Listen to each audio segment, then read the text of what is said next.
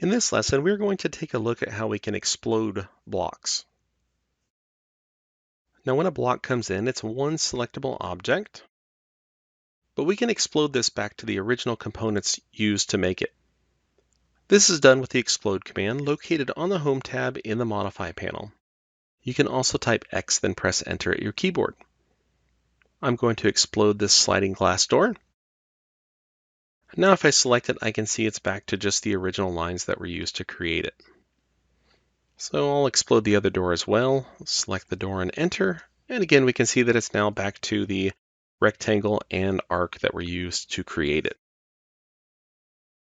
It is important to note that when I explode a block, I lose all the benefits of blocks. I no longer have reduced file size, I no longer have one selectable object, and if the original block is modified, these exploded versions will not update.